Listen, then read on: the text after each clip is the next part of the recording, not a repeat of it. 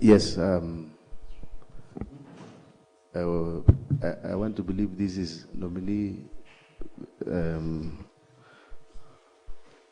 for finance and economic planning. Yes, maybe you can have your seat first. We want to, I think we have not prayed, clerk, and I want to give you an opportunity that you pray.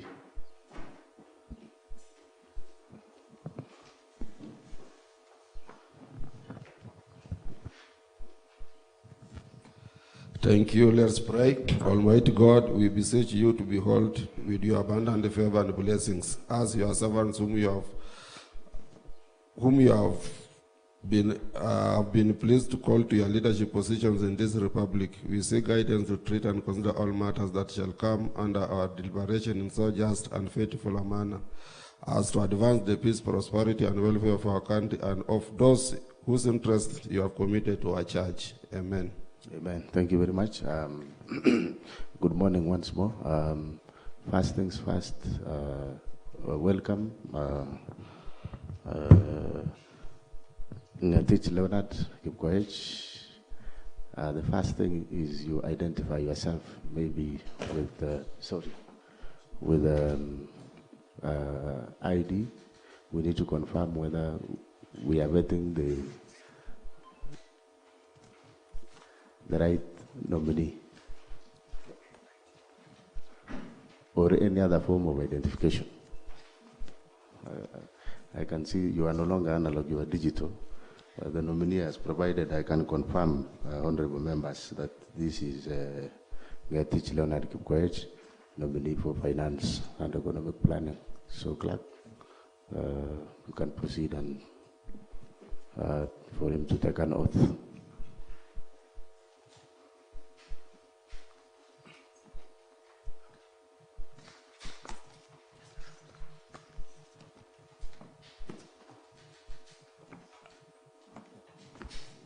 I, Ngetich Leonard Kipkoech, do swear that the evidence I shall give before this committee is the truth, the whole truth, and nothing but the truth. So help me God. Thank you very much. We can now have our seats. And Mr. Leonard, you feel free. I hope you have adjusted your seat properly. Yes. And I can see you are very smart this morning. You are welcome to this vetting process. As you know, you are before the appointment committee, and the committee on before you is the committee on appointment, which is legally established as per the Constitution of Kenya, County Government Act, and Public Appointments County Assembly Approval Act of 2017. Of course, the mandate of this committee is to vet the nominees and to, in terms of whether you are looking at suitability for the position that you have been nominated. And before you, as I said, is the Committee on Appointments, and I'll start by myself introduction. My name is Dr. Patrick Mutai, the chairman of the Appointment Committee. We can introduce ourselves, the honorable members, maybe from far left. Thank you very much, Mr. The Honorable Chair. My name is Bet Cheruiyot. I represent the people of Ainamoi ward in Ainamoi sub-county, a ward that has been marginalized. I'm saying this, Chair, so that I'm saying it is marginalized because perusing the list of the nominees for the positions of the CECs, there is no one from Ainamoi ward. So I'm saying this so that in the likely event that the nominee is going to be given a green light by this committee, then he's standing for that one, Mr. Speaker. Thank you. Welcome and congratulations for making it this far. Yes, next. Thank you, Chair. My name is David Maritim, representing Kipkoech Ward. Welcome. Thank you very much, Chairman. My name is Paul Chirchir Tarimbo. I am the MCA for Kapsoit Ward, Ainamoi Sub-County, Kericho County, and a member of the Appointments Committee. Leonard Kipkoech Ngetich, congratulations on being nominated to the position of Finance and Economic Planning. Thank you.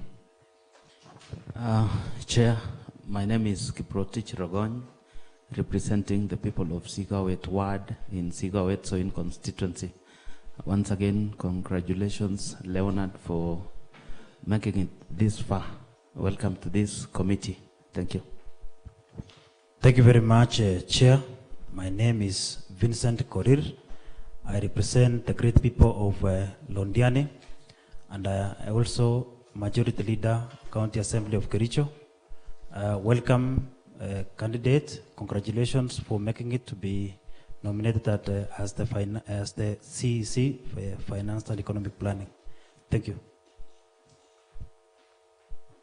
Thank you, Chair. My name is Saranita Mibei, representing the people of Chemos South Ward, Bureti Sub-County. Mr. Ngetich Leonard, we want to wish you well. Thank you. I'm Anthony Ruto, MCA Kipkelian Ward, Kipkelian West constituency. Congratulations, Leonard, for coming this far. Welcome. Chair and the Appointment Committee nominee, good morning. My name is Dominic Mutai, representing the great people of Kabianga, Chemamulu Ward. Thank you. All right, thank you very much, the honorable members.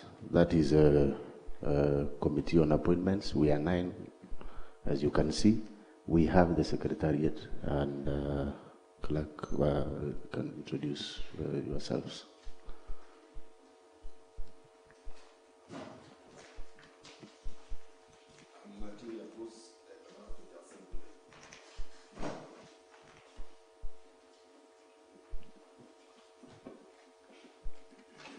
Sharon Mibe, Deputy Clerk in charge of Legislative Services.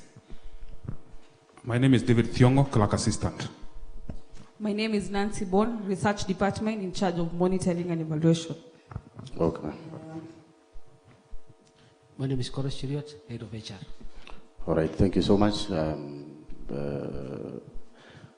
Again, nominee, I know you may be worried that we have more. We have some honorable members behind you, and I know, of course, I won't give them to introduce themselves. You know them. But I guess they need to introduce themselves. Maybe the honorable MCS. Then we keep time. I'm Ezron Ngetich, representing Chibichila Ward and a friend to the committee. My name is Dr. Naman Rop, representing Soin Ward and also an amicus to this committee. My name is Vincent Kirui, representing the great people of Litein Ward. My name is Kimwana Kirui, MCA Tebesonic Ward. I am Rotich Moses, representing Tendena Soget Ward and an amicus to this committee. I'm Kibet Posben from Chiplanget Ward and Chairman, Finance and Economic Planning Committee.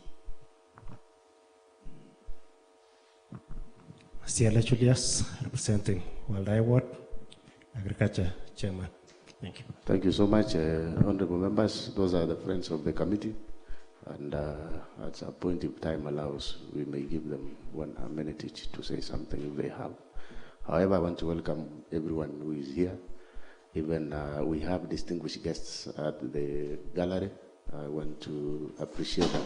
Welcome. And I know, again, to remind all of us that we are also live, and therefore we expect that we prosecute this matter as per the standing orders that we have.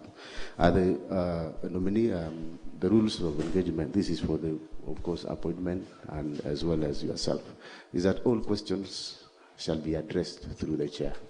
The chair will always allow 1 member at a time to speak, And if you are ready, we can now proceed. First, tell us about yourself. Who is Leonard Kipkoech Ngetich? And still confirm whether you are the nominee for Finance and Economic Planner. Thank you. Thank you, Chairman. Thank you for giving me this opportunity to be here today for this exercise. My name's Ngetich Leonard Kipkoech, the County Executive Committee member nominee for Finance and Economic Planning, the County Government of Kericho. I was born in the year 1980, January 20th, in a village called Kipkoech, sublocation, Kipkoech sublocation, Kapartikan location, Chemosad Ward in Buredi sub-county. I'm a resident of this great county. I am married with children, and I'm a Christian. I started my early education in the year 1984 at the kindergarten, Kitale Academy. Joined Kabartegan Primary in the year 1986, where I pursued my primary education to the year 1993, attaining KCP, then proceeded to Litane High School for my KCSE of my secondary school education, the year 1994 to 1997, and also did my KCSE at Kabartegan High School in the year 1998. Then proceeded to, in the year 2000, proceeded to do my professional accounting course, CPA, at Kenya College of Accountancy then, currently Kenya Kenya Accountancy University, KCA. Then that was the year 2000 to 2004, where I did my CPA. From the year 2008 to 2011, I pursued my undergrad at Moi University, Bachelor of Business Management, Accounting option. And those are my academic qualifications. I started my work experience in the year, after I had done my CPS in the year 2004, as an accounts intern at a company called Milling Corporation, for a period of 1.5 years, where I proceeded and joined an organization, an NGO called World Chariot Project in the year 2005 to the year 2013, where avenues in the county government, I got a chance to be appointed as head of payroll management, where I've been the head of payroll management to date, Mr. Chairman. Thank you. Thank you very much for that comprehensive introduction. Maybe, meanwhile, you need to circulate your CV and your academic credentials. Can you give it to me, and then I'll circulate it to the members. I want to believe these are your originals. They are the originals credentials. Thank you very much. As I said, thank you for the comprehensive introduction that you have done. At this point in time, we are here to vet your suitability, as I earlier communicated. And of course, the honorable members, I expect that from you that in case that you have any interest in this nominee, I expect the honorable members to declare interest, if any. I don't know, maybe that is the first thing that we need to do first. Any member with any interest who want to declare interest?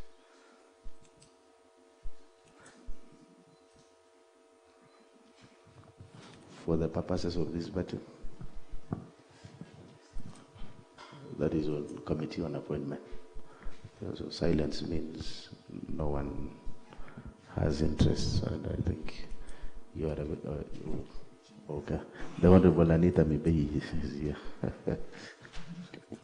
Thank you, Mr. Chair. The nominee before us comes from my ward, that is Chemosot ward. And I just want to be clear that that will not affect my work today as we try to engage and find the person who is fit for this position of finance. Thank you. Thank you so much, the Honorable Anita. I guess if the nominee will be successful, you will be the luckiest Mheshimiwa, because you know this is a very huge docket. I think we all know the hierarchy in government, that there is the governor, the deputy governor, and before us is in the likely event that you are vetted and you succeed, you will be the third most. And you know very well the importance of the department that you have been nominated to is very critical to the county government.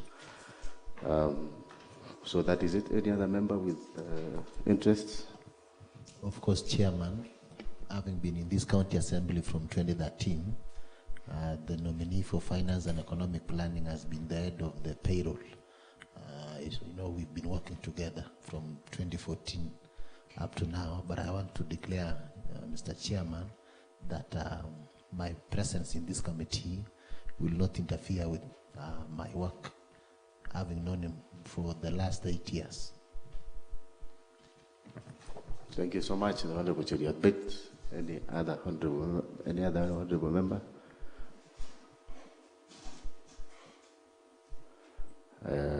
That is it.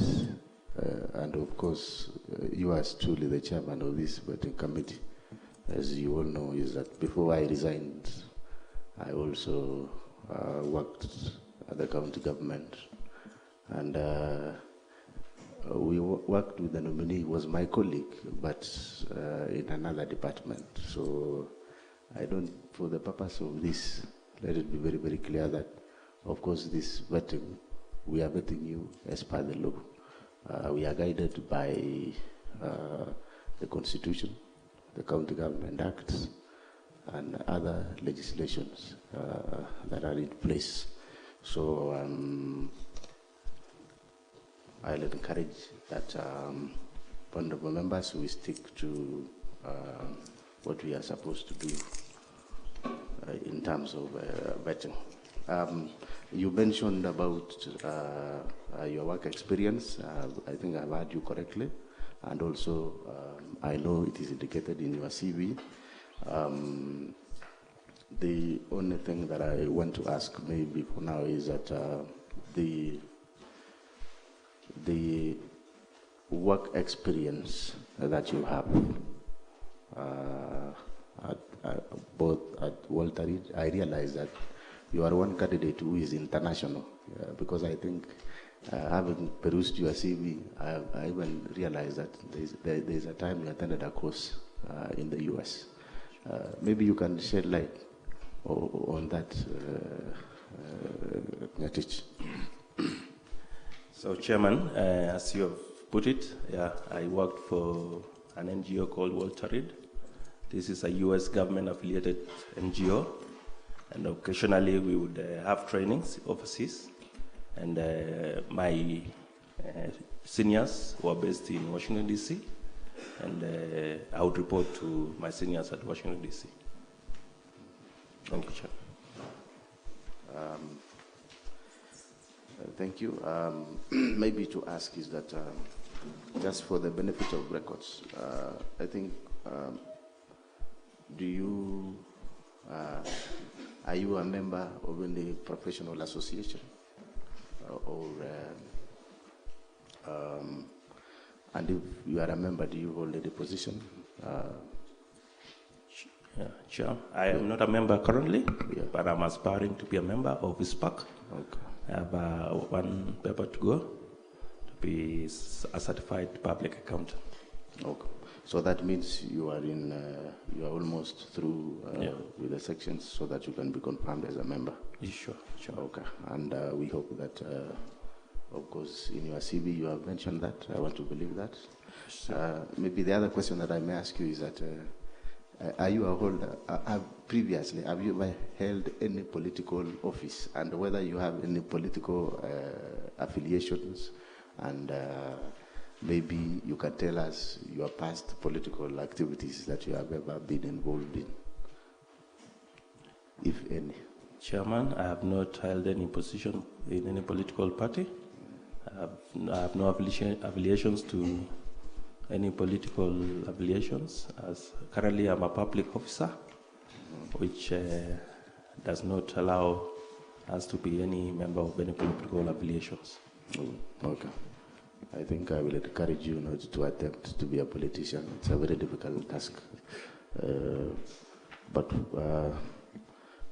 the other thing that at this point in time, is whether you have also participated in any form of pro bono, that is charity work, donations to charity, and if you have ever done that way, you can just give a specific example if you have, and even the amount of donations that you have ever made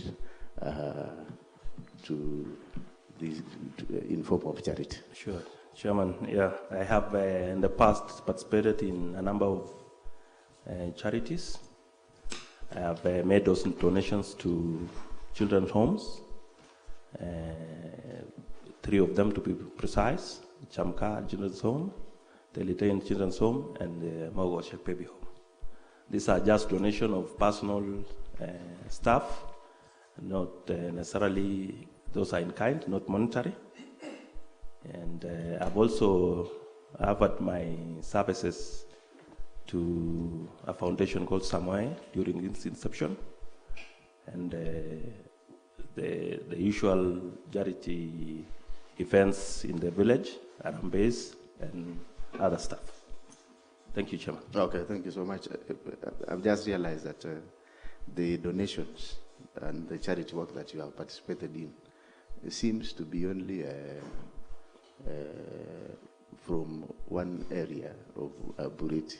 Now that you will be the CEC. Should you be approved, you will be the CEC for the whole county government. I hope that one does not have any. That's not an indicator that you will be biased when it comes to doing your work. Thank you, Chairman. Chairman, Chamka is in Ainamoi. Okay. Not Bureti. All right. Thank you, Chairman. Yeah. So it's an indicator that, of course, I will also encourage you, maybe continue with that spirit. You know very well it is important to always participate in this. Now that this is all for us as leaders. So the other thing that you'll ask is that, having gone through your CV, we have realized that you have indicated the referees and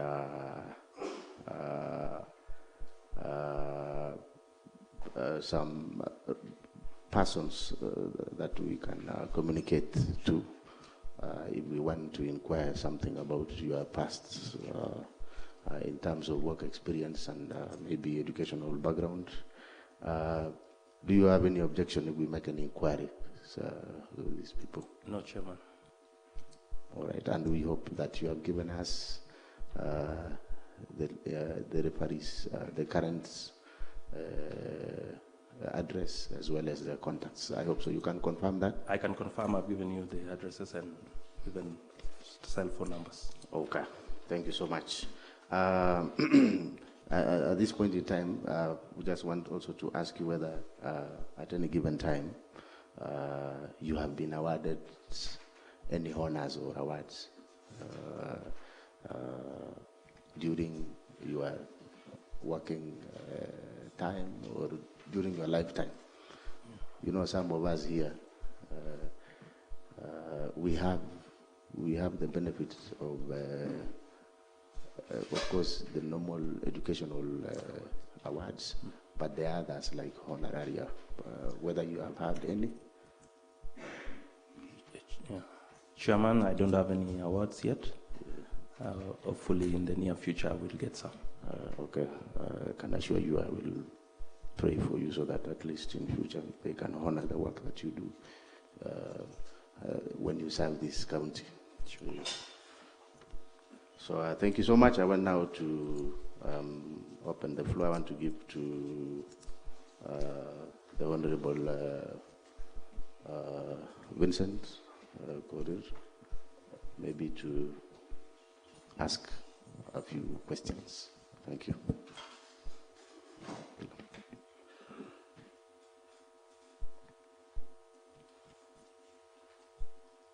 Sorry, before that, as he prepares, there is something critical that I have not asked you. Sure. Mr. Ngetich Leonard. Yes, Chairman. What is your net worth? Yes, Chairman. My net worth is 17,595,000. Repeat again. My net worth is 17,595,000. Yes, sure. You have had that 17,595,000, and we hope that being a government officer, you have been declaring. Sure. You have been doing wealth declaration. Sure. Okay. The other thing also that almost kept my mind was on whether you have published any book before, any writings. Maybe you can inform this committee. Currently, Chairman, I don't have any publications, but I intend to do it in the future. Thank you. All right. Thank you so much.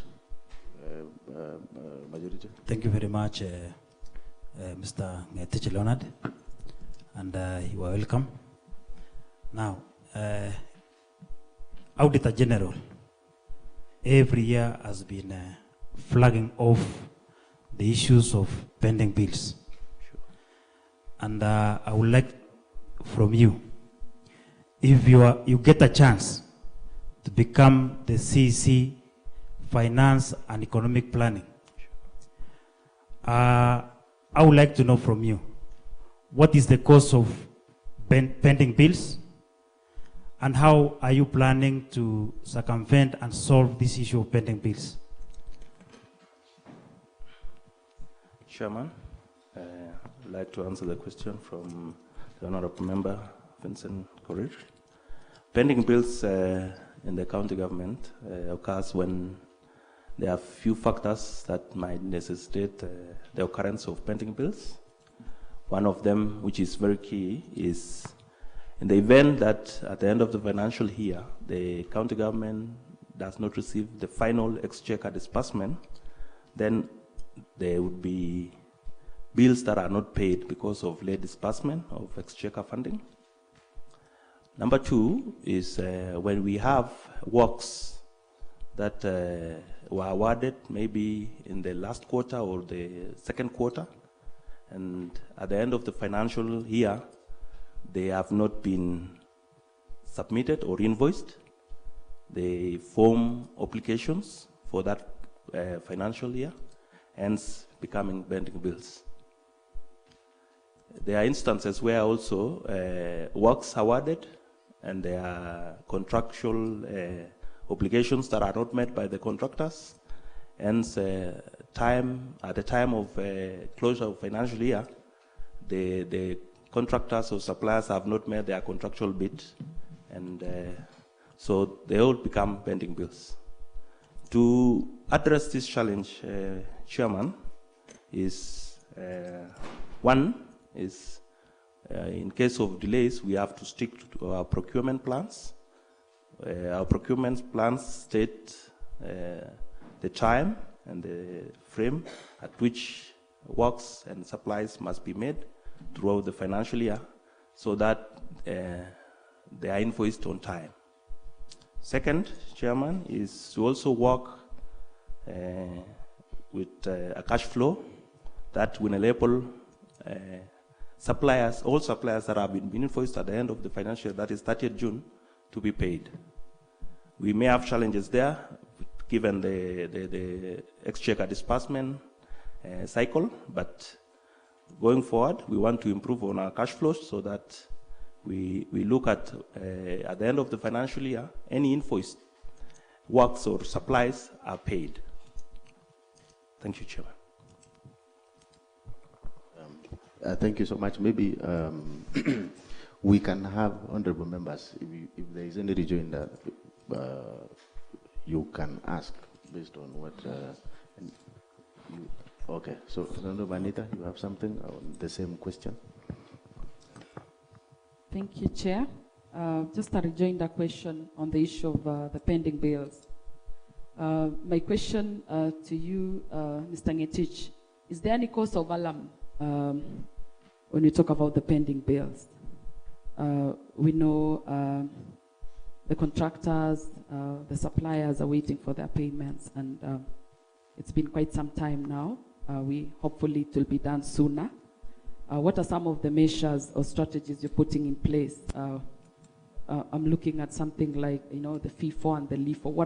What are you considering when it comes to payments of these pending bills? And what are some of the things you're doing to separate, I would use the term separate chaff from wheat, because when we talk of pending bills, are we assured that all the works were done and they qualified to be paid? Thank you.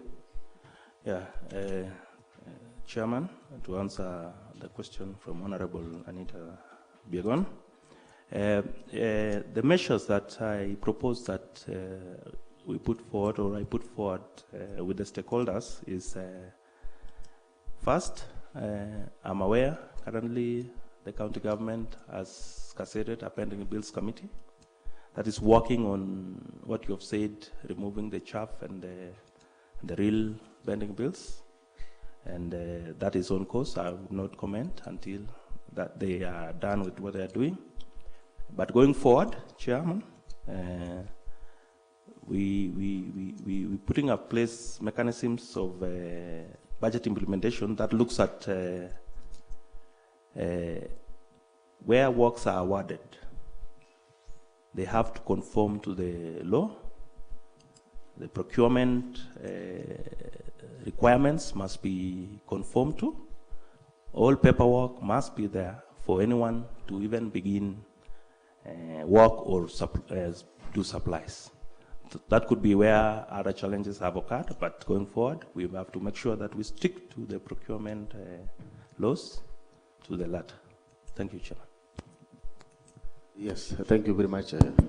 Chairman, you have maybe a rejoinder also, Chairman. A rejoinder, I'll give to Honorable Cheriot Bet, and then I'll give to you, please.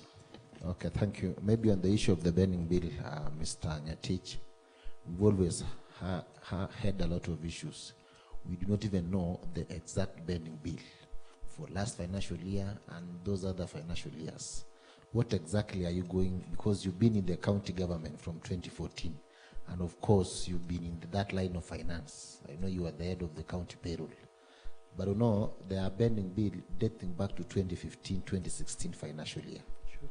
What are you going to do? Because some of those burning bill, a road was done probably in 2015-16. That road is no longer there because maybe it has been swept by rainwater. So how are you going to remedy such situation? Secondly, Chair, there was a question of the net worth. Why we asking this, Mr. Ngetich? We want to know this 17.59 million comprises of what and what and what. Sure. So that at least, if this committee saw it fit that you fit the bill, by the time you are exiting, we do not, at least we will know maybe how much you gain from this county government. So can you tell us out of this 17, it comprises of what and what and what? Then finally on the burning bill, one of the reasons why we have huge burning bill is because most of the department are doing a lot of work that are not even budgeted. I know of a department that I do not want to mention it here because of reasons best known to me. A department overcommits its budget, giving out works without following the due procedure. A budget, for example, of 144 million in a department. You find a department has already given works worth 250 million. as the head of the county treasury, if you are given the chance, what are you going to do? What remedies are you going to put in place? We've been here and getting almost the same stories every other vetting, that I will do this and this. What are you going to do it differently, so that at least we save this county from all those issues? Thank you, Chair. Chairman, I would want to start with the first question, because before I come to the pending bills, my net worth. Chairman, my net worth is composed of the following. One, the land that I bought years back, that is close to, currently at its figure, it's close to 5 million. The house that I live in currently, that is also close to around 5 million, that makes 10 million. Chairman, I have a car, and my wife too has a car that I've included. I have SACCO shares over the years, close to 2 million. I have a farm tractor, around 1 million. And I have cows and trees and a chicken. Chairman, that composes my network. Okay. Maybe you can respond to the question on pending. Chairman, number two. Yes. We've had, as you put it, Honorable Chair, as the member has put it, the question of pending bills, and you have said that occasionally we have people overcommitting. I would not want to call it overcommitting, Chairman, because as I stated earlier, we have to stick to our procurement. Before any works begin, the contractor or the supplier must have the right documentation. To get the right documentation, you have to obligate that service or works within the budget. So, Honorable Chair, going forward, I would propose that we stick to the budget as it is, as approved by the House. Second is, I've also studied our IFMI system, and under the budget module, there is a way we would have to lock each work to the obligated bill, as in the obligated amount to the work, so that at the end of the period there is no overlapping obligations. Thank you, Chairman. Maybe on the same, now that you are aware that there is a task force, and you know one of the platform used by Kenya Kwanza, that is the government that we have right now, was really on touching the lives of the hustlers. Sure. As you are aware that many contractors and suppliers are hustlers. Can you give an undertaking that should you succeed to be the CEC Finance, give an undertaking to this committee that how, to deal with this issue? We are now talking about dealing with pending bills in terms of the government, but there is the key issue of paying those suppliers. Sure. Give an undertaking that should you succeed, what will you do? Yeah, Chairman. Chairman. Yes. A rejoinder. Thank you very much, Chairman. Kenya Kwanza government was elected on a platform of an economic model known as a bottom-up economic model.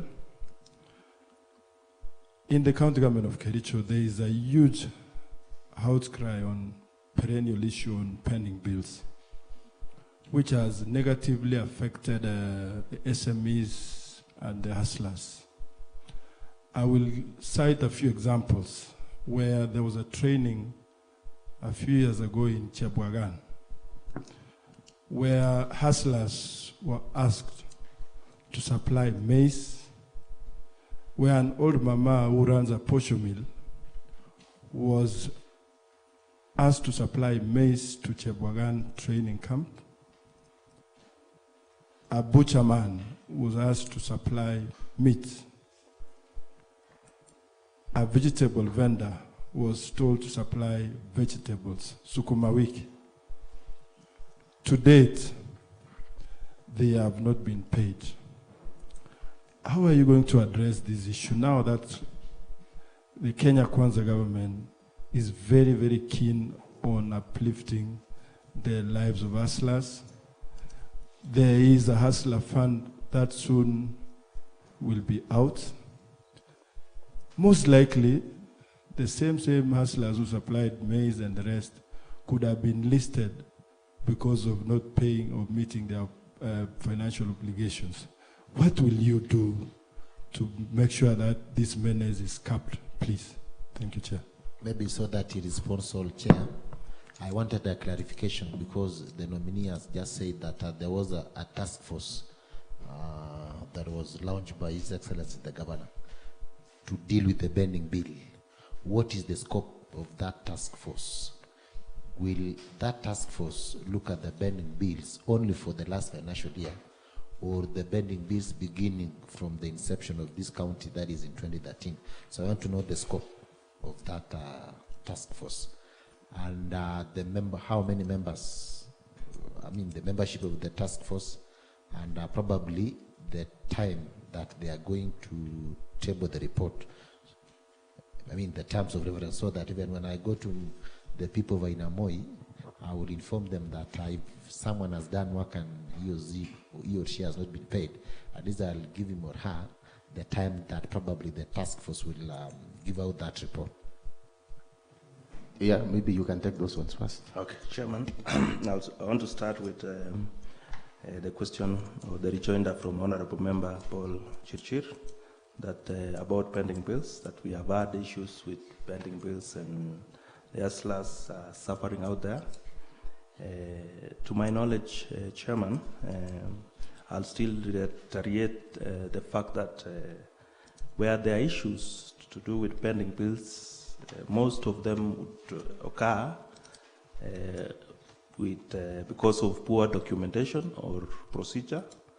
So I would not really have much on the supplies made to Chepogan or any other institutions. But going forward, Chairman, I've stated that we have to stick to the law. The procurement law guides at what time should a contractor begin work or supplies. And we also need to do a stakeholder engagement to sensitize our contractors and suppliers that they should never, at any one point, just begin work without proper documentation, so that they do not have challenges when they are getting paid. That's number one, Chair. Number two, I want to the rejoinder from Honorable Member Cheriot Page from Nemo on the Pending Bills Committee. I'm aware, Chairman, the Pending Bills Committee, I am not aware of the specifics, but the Pending Bills Committee will be finalizing their work this Friday. They were, I think, from the advert, the gazettement, I saw 30 days, which will be ending this Friday.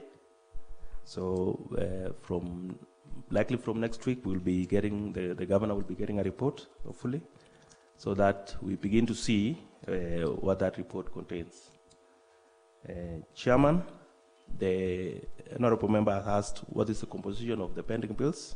From my understanding, is that they were picking the pending bills from the Assumption Committee. So my understanding is this must be pending bills for the entire government to date. Thank you, Chairman. I've given an undertaking. What will you do should you be approved as the CC Finance?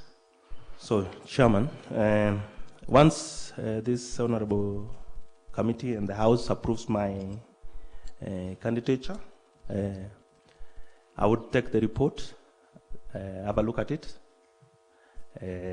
where there are issues like ineligibility, I will do stakeholder engagement. I am aware in the past the House has been consulted on this matter of pending bills. Where there are issues, we will also consult the House so that we have one voice on ineligibility. But the eligible pending bills, I commit that we will pay as soon as that report comes and this House approves my candidature. I'm also made aware that we are bound to observe the money that has been approved by the House. Chairman, finally, Chairman. Yes, maybe first, I rejoin down the same.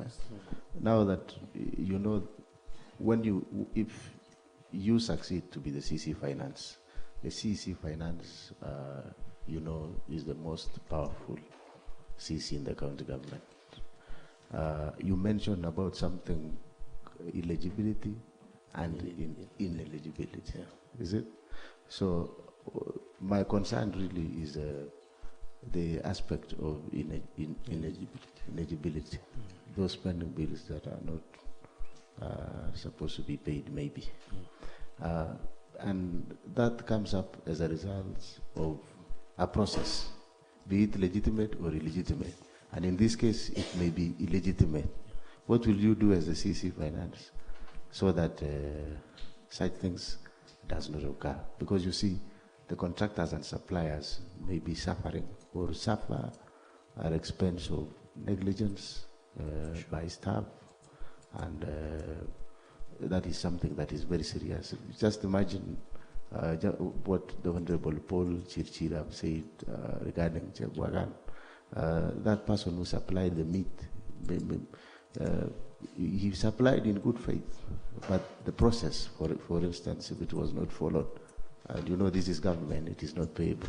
So maybe as a CEC Finance, what measures will you put in place to ensure that we don't have such bills called ineligible? In fact, we should only be talking about pending bills which are legit and payable. But I give to Cheriot one at the same, so yes, that Chair, you finalize. You put it right, Chairman, because my worry was that there are contractors who did work. They may not have documentation, but at least there is work. You remember, you live in this county. You are not the only visitor in Jerusalem. You know what happened in Chebwagan. In fact, there is someone who supplied maize. She has not been paid up to today. There is another person who used to supply meat. He hasn't been paid up to today. A recent one is the Kikoska. You know the Kikoska, the famous Kikoska. Someone built a toilet that is being used up to now. But because there is no documentation, that person has not been paid. When you go there, you just look at the toilet. It's being used. In fact, the toilet is almost full, but the contractor has not been paid. As a CEC in charge of finance, I don't want you to jump. What are you going to do so that that person who did a toilet in, for example, in Green Stadium is paid? There was someone who supplied, for example, I understand they supplied flowers worth 8 million and they were paid.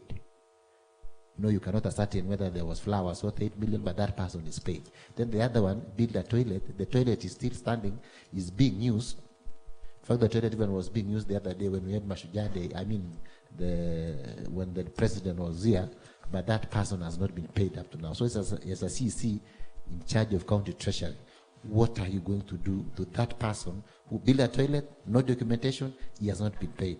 The one who supplied flowers worth 8 million, he was paid. We cannot see the flowers now.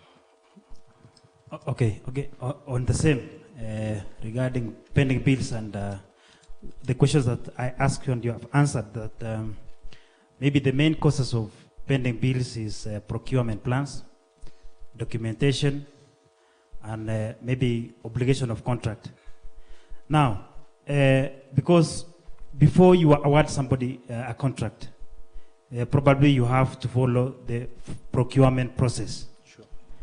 How comes there is a claim that there is no documentation or proper documentation, yet somebody has been awarded a contract? Again, this issue of pending bills is also at some point emotional. Because you see, you find people who are saying we have sold our properties, we have been auctioned because of the pending bills. Now, looking back at maybe the last financial years, you still find that there are people who are still having complaints, like the Chepwagan, of not being paid, yet they were awarded a contract. Does it mean that there was no proper procurement process? And if appointed as the CEC for economic planning, how do you plan to seal the loopholes that are there? Another rejoinder, and then I want us to summarize on that question of pending bills so that we can give other members to maybe to ask for some questions too. Thanks. Mheshimiwa Chingili.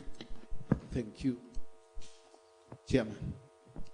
Mr. Ngetich, you have really taken a lot of time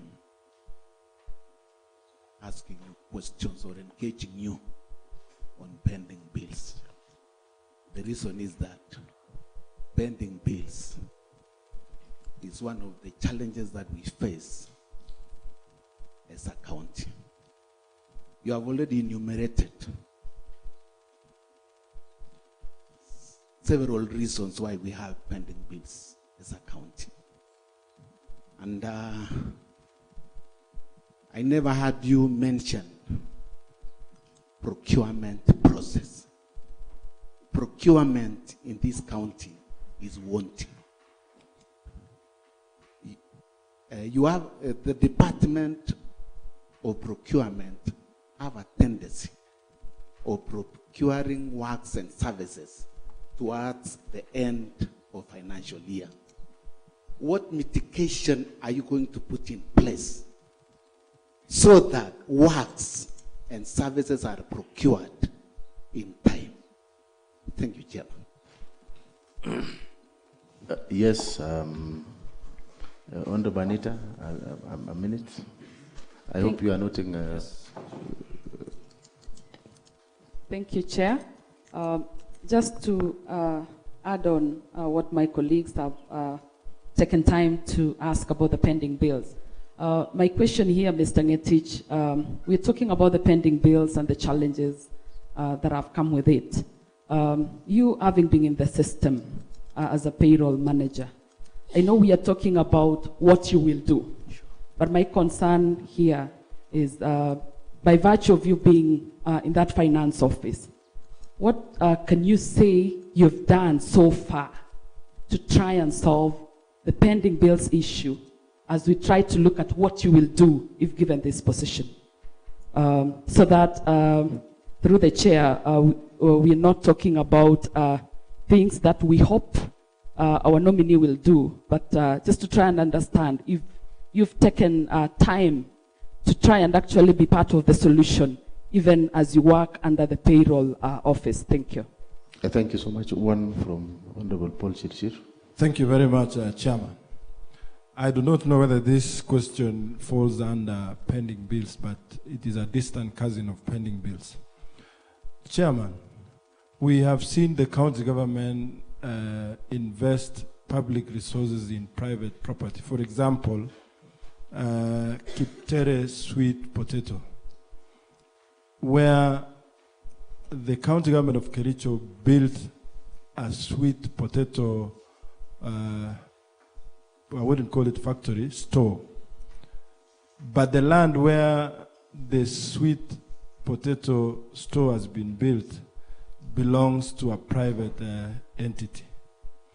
Now, what do we call that, Mr. Lenny Langat? If you are the CEC, or should you be approved to be the CEC for economic planning, how would you address that? Thank you. Right, thank you. I think for the purposes of answered, Honorable Paul Chirchir, the nominee before us is not Lenny Langat, but Leonard Ngetich, Kipkoech Ngetich. maybe you can briefly summarize those questions. Sure. Chairman, I want to also answer those questions. I may not have the answers right with me, but the Honorable Member for Inamo Cheriot has asked where instances where we have actual works that have been done and they have not been paid because of one reason or the other. I have stated in my answers that where we have situations where the pending bills is ineligible because of documentation, we will engage the concerned stakeholders to offer a solution. Like, for example, you're stating a toilet that has been done, has actual work. The department concerned and the employees who certified works and even the completion certificate so that that toilet is used will be involved in verifying this process so that bills are paid. To that end, Chair, I would want to also respond to the question on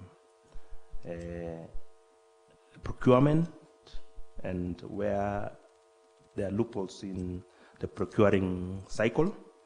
I've stated earlier that we have to stick to the procurement plan.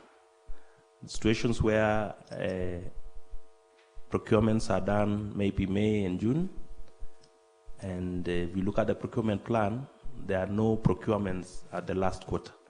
So we'll stick to the procurement plan going forward once this House approves my candidature. Since the procurement directorate is within economic and finance and economic planning, I'll make sure that we all stick to the procurement as stipulated by the law. I'll also respond to the Honorable Member for Chimasot, Anita, on having been in the county government for this number of years and matters concerning pending bills. I might not really have direct lineage to the works of pending bills because my role was purely management of payments to staff and to report to this House that my unit does not have any pending bill. So I will, going forward, strive also not so that we don't have pending bills that are necessitated within our own systems. But where exchequer delays happen, we may occasion to have pending bills. Thank you, Chairman. Thank you so much, the Honorable Dominic. Thank you, Chair. I wanted to ask the question on the issue of revenue so that at least we can proceed. From 2013, sure, the county government of Kipkoech has not been able to meet the local revenue target. What are your possible cause of this, so that the mechanism will be put in place?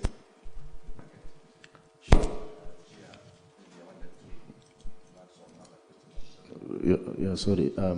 Sergeant Adams, you are not audible, Honorable Member. Try again.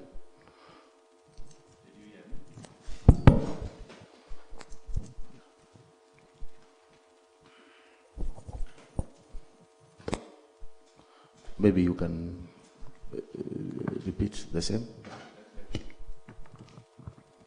Thank you, Chair.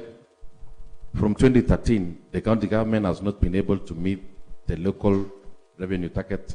What are the possible causes of this, and what mechanism will you put in place to ensure targets are met? I wanted to add some other, maybe 2 or 3 questions about the revenue, and then maybe you need also to touch on the revenue stream and how to improve it, and also in terms of the are you intending, or is there a revenue board, or are you intending to have one? You can touch also on the challenges on the revenue collection. Maybe you can touch in the revenue leakage, if it is there. Chair, thank you. I think those are most of the questions. Maybe I can add the rejoinder later. Asante. Yes, thank you. Maybe on the same question so that he can take any supplementary. Thank you very much, Chairman. Very, very important question.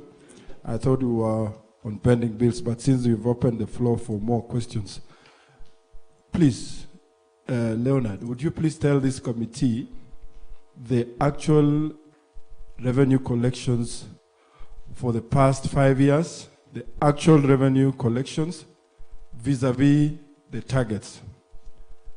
And what are the percentages, the target, how much have we not been able to collect? What percentages have we not been able to meet the targets? Very, very important. If it's possible, give us the actual figures for the last 5 years.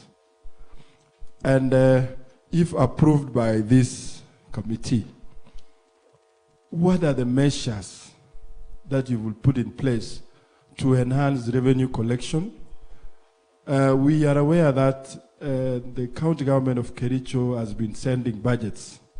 Inside those budgets, they've been asking for resources for automation. Like one of the revenue streams is our hospitals. The other day I saw pay bill that has been out, but previously it wasn't there. So we have also seen as much as 50 million being allocated for automation. But I have never seen any automation, or has any member seen any automation anywhere? So would you please tell us the figures for the last financial years, and what will you do to enhance revenue collection? Because our own source revenue is not doing very well. Thank you so much. Honorable Maritime first, and then I'll give it to you, Majority. Let's give to Maritime. Honorable members, let us try to be brief as... Thank you, Chair. I rejoin the questions. I'm asking Mr. Ngetich, what measures will he employ to make sure we don't lose money in all revenue and sales points in Kericho County, since we are seeing we are losing a lot of money in collection of revenue, in terms of revenue? Thank you. Yes, Majority. Yes, thank you very much. On the same issue of revenue, if you succeed to be the CEC of Finance and Economic Planning, I would like you to show us practically how you can map the sources of revenue, and if you can also categorize the main sources of revenue, so that we can be able to know who will be the main contributors of revenue in the county. Thank you. Yeah, Honorable Majority, he has mentioned that you should show us practically,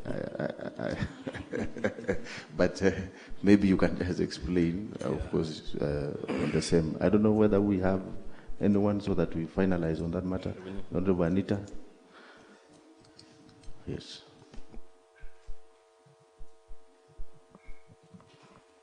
Thank you, Chair. Mr. Ngetich, I understand that in the year 2019, Kericho County came up with the Revenue Administration and Management Act. And just looking at it, the object and the purpose were to be able to maybe help implement the provisions of the Public Finance Management Act, help in collection and receipt of county revenue by county public officers.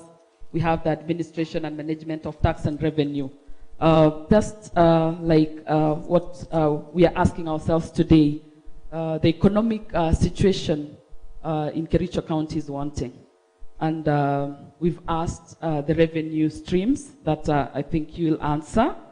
But my major concern here will be on the revenue collection measures that you're putting in place, especially looking at just looking at the past or the recent governor's speech, where he was very keen on direction on automating the revenue collection. That is yet we are yet to realize it.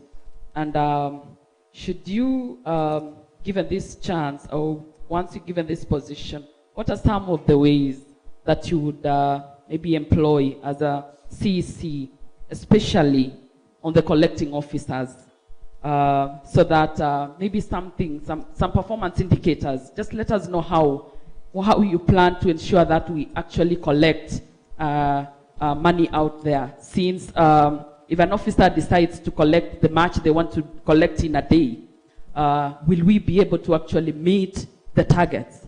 Should we put in some targets or some performance indicators so that on a daily basis as an officer, I don't decide on my own that today I'll collect 2,000 and that is end of the day. Then tomorrow is another day. Since end of the month I'll get my salary. What are the ways that you'll put in place to ensure that we actually achieve the targets as a county government? Thank you. Thank you so much, Honorable Anita. Maybe you can take that one and then we proceed from there. So, Chairman, thank you very much. I want to start the questions from Honorable Member from Kabianga, Dominic, on revenues. Indeed, the county government has not been able to meet the revenue targets, and I would want to start by what I would do in the future. Chairman, I'm aware there is a system currently in place that manages some streams of revenue. What I'm looking forward to is to understand the system and why the system is not able to, or has not been used to automate other revenue streams.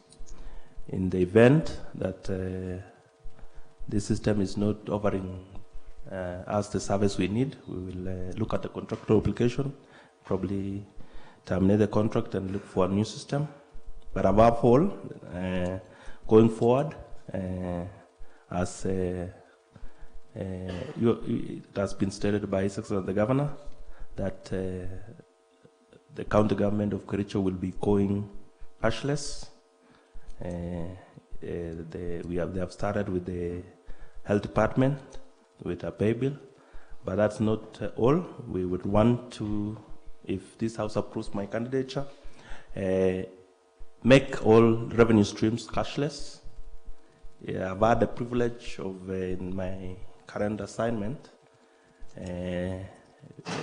to do a tour in a sister county, not on matters revenue, but got a chance to look at their revenue and how they do it. And I know if we fully implement automation, fully, to the end that no one is receiving cash in our collection points, our revenue targets, depending on the targets we set, will be hit. Just for the past few weeks, I've been keen to the collection at the hospital, and there's a surge once we introduce the pay bill, and this demonstrates that if we become cashless, our revenues will go up. To add on that, Chairman, I'm aware there's an enactment of this House giving the CEC for Economic Planning powers to establish a board that will manage the revenues of this county. And my proposal, Chairman, once you approve my candidature, within the few weeks going forward, you will see that board, the adverts and the creation of that board coming to life through the various mechanisms, through adverts and the other stuff. And then we fully give, as by the law, mandate to this body to manage, collect, and administer our revenue. So, Chairman, that is, apart from automation, we'll also be bringing on board a body that looks into revenue, that will manage revenue, as per the bill that is the House, or has been enacted, yes. I want to also respond to the question of actuals, from Honorable Paul Chirchir.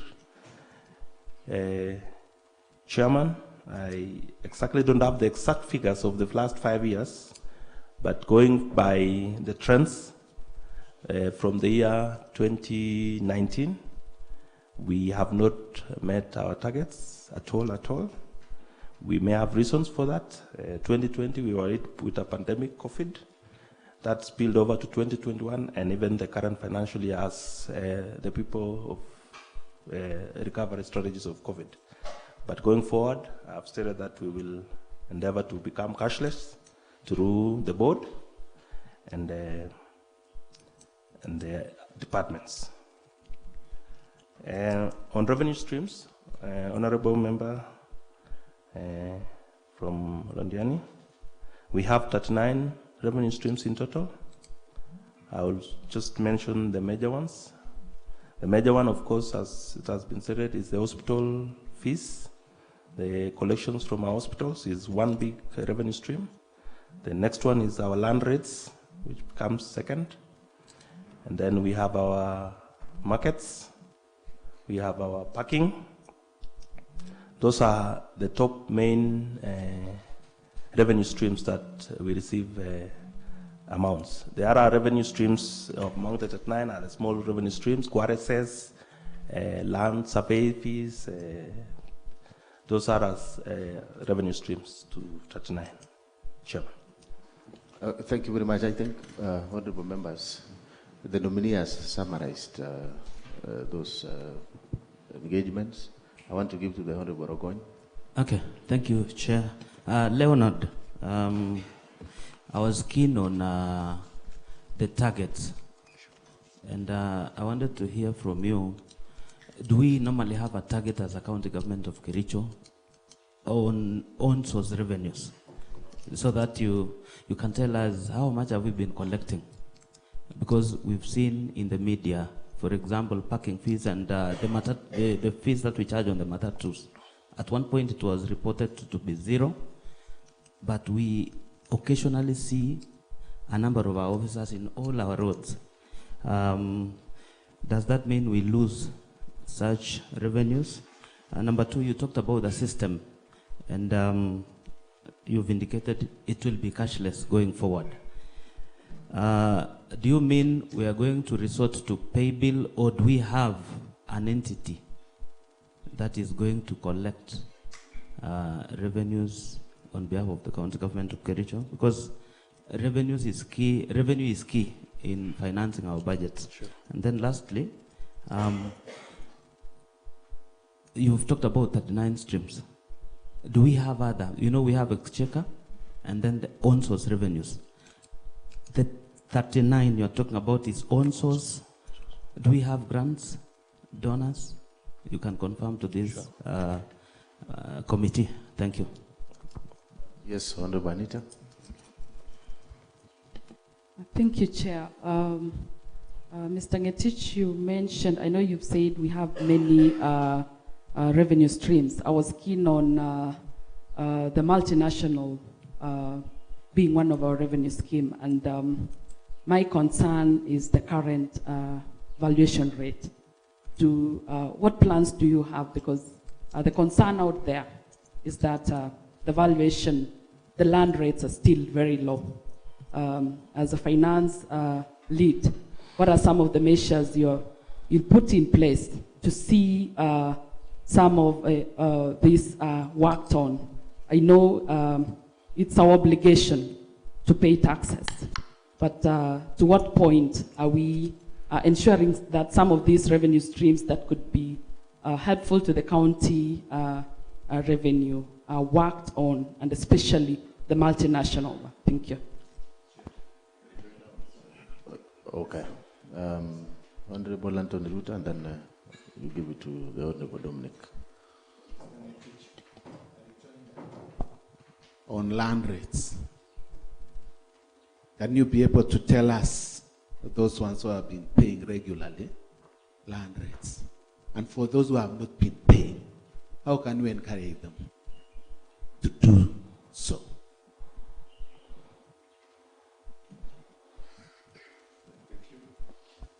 Thank you, Chair.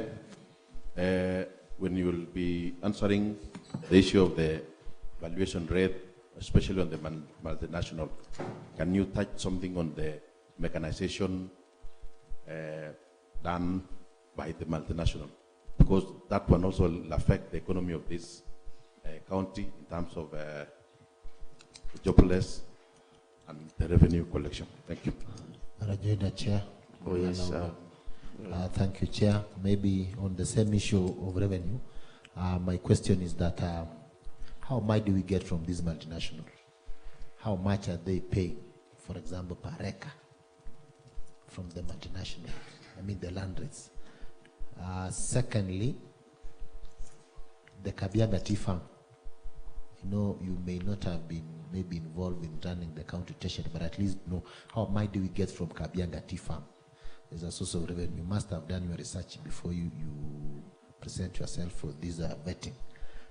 Number 3 is that I come from a ward that we have 2 major quarries. We have 2 investors that has heavily invested in my ward. There is no waste bridge, and these people are always overloading their trucks. There are 2 major investors that they always have tried seeking redress from the concerned departments, but up to today they are still overloading. As a county government, that should be one of our stream of revenue, but I can tell you those people, they have never paid revenue to the county government, and they have already damaged our roads.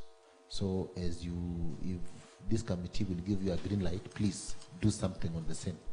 Thirdly, I want also to maybe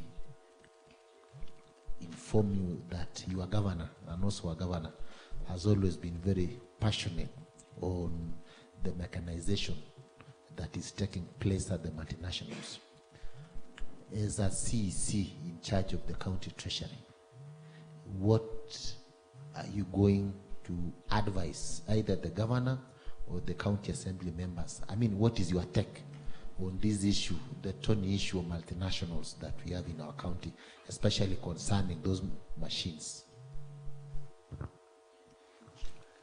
Yes, Chairman, yeah, you can Thank respond. you. I would start with a question from Honorable Rogon that do we have targets? Yes, Chairman, we have targets.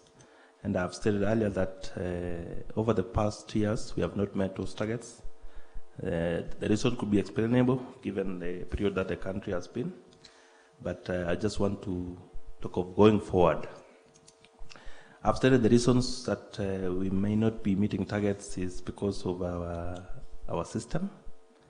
We may be largely manual, and going forward, I propose that, and I've made a commitment that we are going cashless.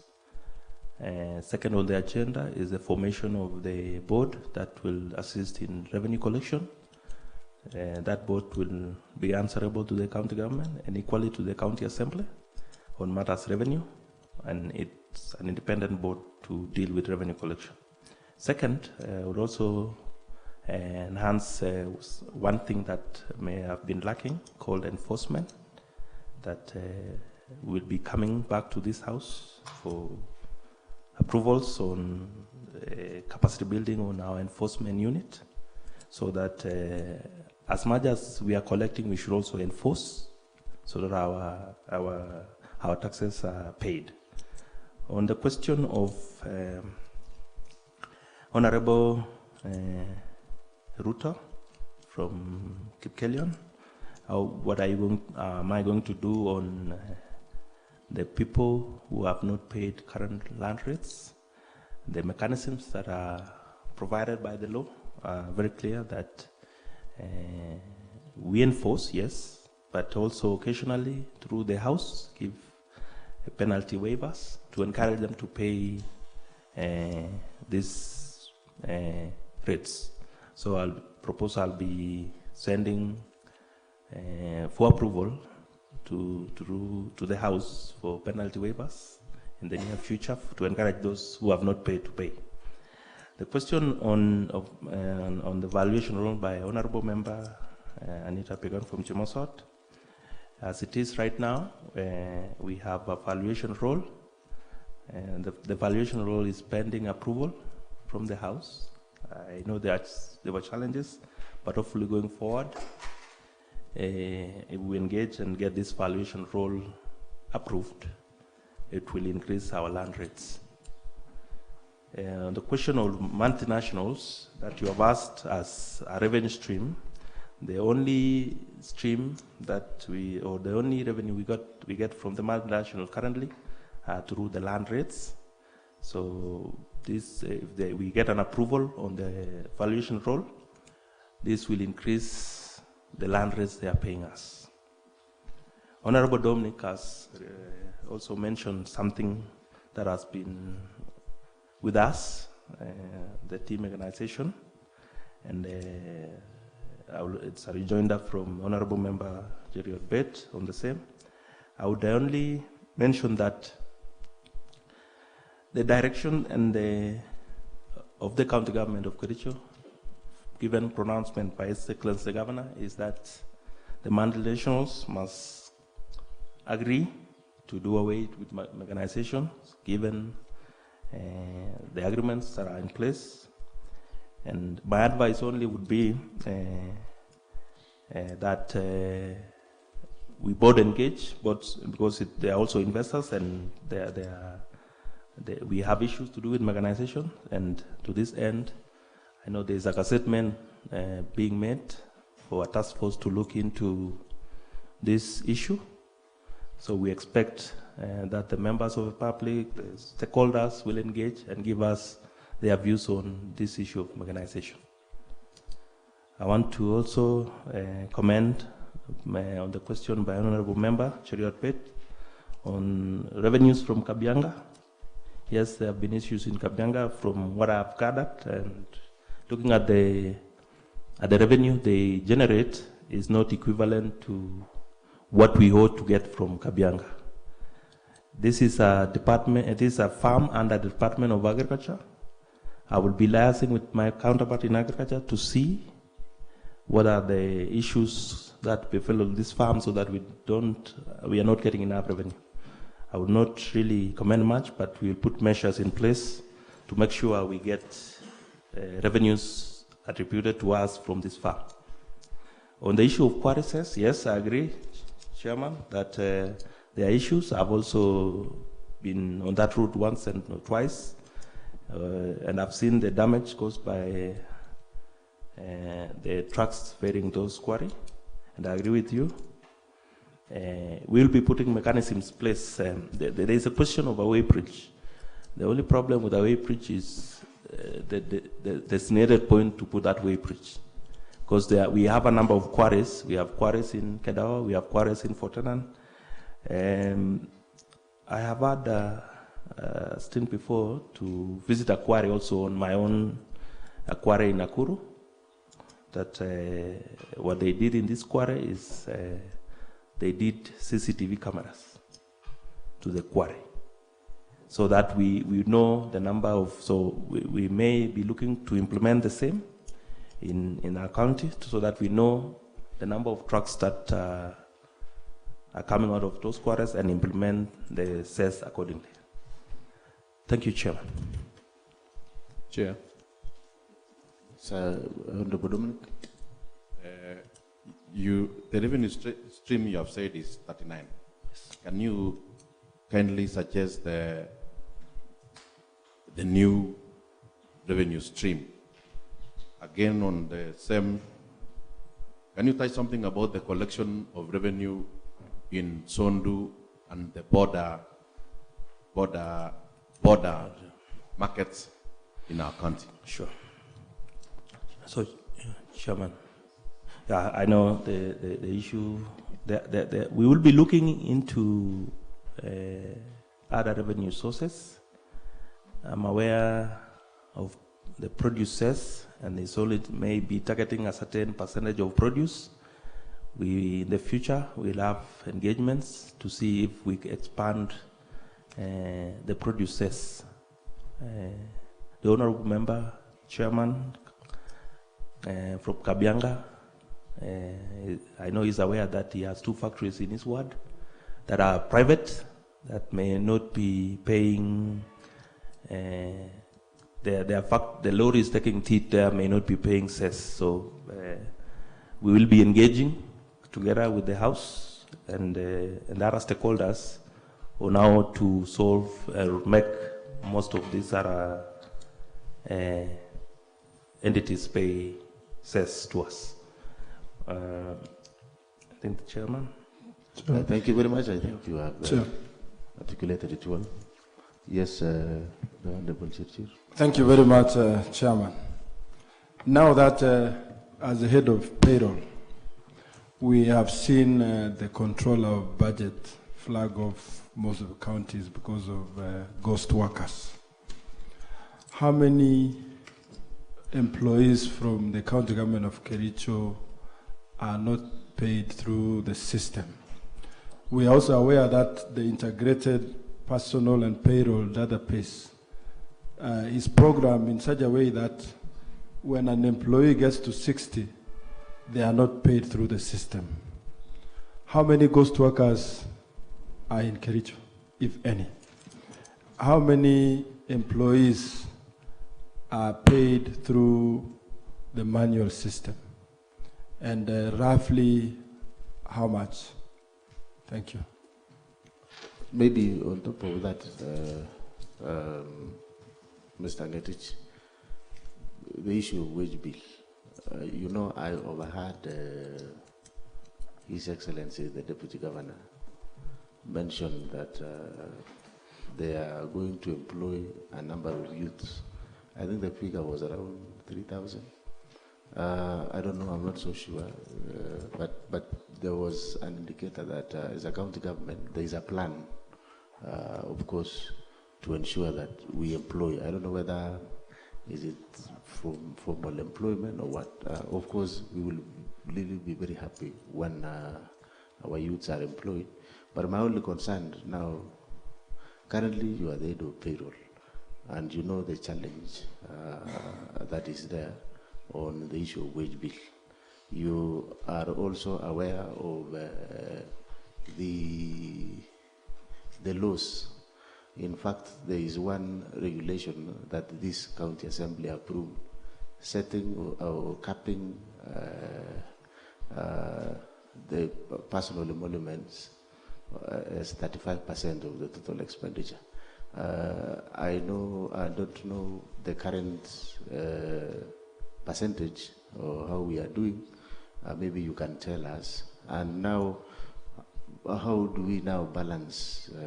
We need people to be employed, yet there is a law here that needs to be navigated. So maybe you can also make a comment on that, given that you are the head of payroll. Sure. Chairman.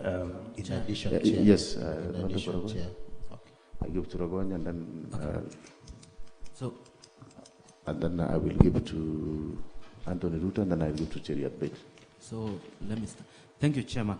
Mr. Ngetich, I think it will be proper for you to actually confirm to this committee what is the current percentage that goes to to recurrent expenditure, the exact, because it is mandated by law and as guided by BFM Act that we ought not to exceed a certain percentage. Now the governor has a manifesto to implement. You've talked about even enhancing our revenues. It means we've got to engage additional staff to mop such revenues. Are we going to, the chairman has rightly put, the deputy governor was here the other day, he confirmed that for us to oversee proper implementation of projects, we will be requiring to have extra personnel who will be engaged on a contract. Are we going to mess up with the percentage? That you confirm to us the percentage and the tentative percentage going forward. Thank you. Yes, Honorable Anthony Ruto. Thank you. I rejoin that on payroll. As the head of management of the payroll, Mr. Ngetich, one of your key functions is verification and the review of payroll. How often you do the same so that you can be able to ascertain the real number of workers that we have in the county? Thank you very much. I think the Honorable Anthony Ruto is asking about ghost workers, if there are any. So you will need to shed light on that. Honorable Cheriot. Thank you, Chair. Maybe my question was a rejoinder from the Honorable Dominic from Kabianga. Sondu, we've had a lot of issues at Sondu Market, that is bordering Kisumu County. In fact, there was a time the Senate Majority Leader, who happens to be our senator, went there to cool down things. That market, there is a sections that falls under our county. You remember the county government has built a very big market there, costing taxpayers money, almost more than 200 million. But it's unfortunate because the Kisumu County, your counterparts from Kisumu, are collecting revenue on facilities that were built by the Kericho County. As the head of the county the county treasury, and of course advisor in terms of finance to His Excellency the Governor, how are you going to remedy the situation? Number 3, you were the head of the county payroll. In simple terms, how many employees do we have in this county? How many employees? You must have a number. Secondly, what is their exposure? I mean, those ones who are in permanent and pensionable, and those ones who are in contract. Their exposure in terms of their remunerations.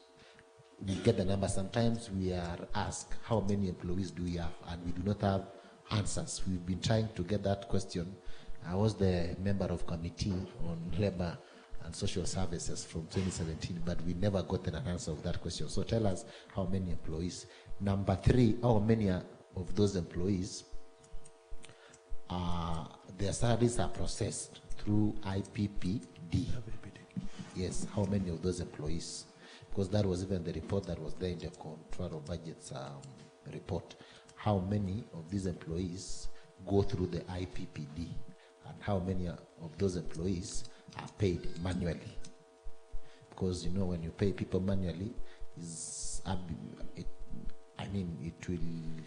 there will be leakages in terms of getting our money lost through such a payment. Okay, you can respond. So, Chairman, I would like to respond. I will start with Honorable Chichi's question. The same question I rejoined from Honorable Cheriot Bet that asks how many employees are paid manually. Currently, Chairman, we have a total of 536 employees paid manually.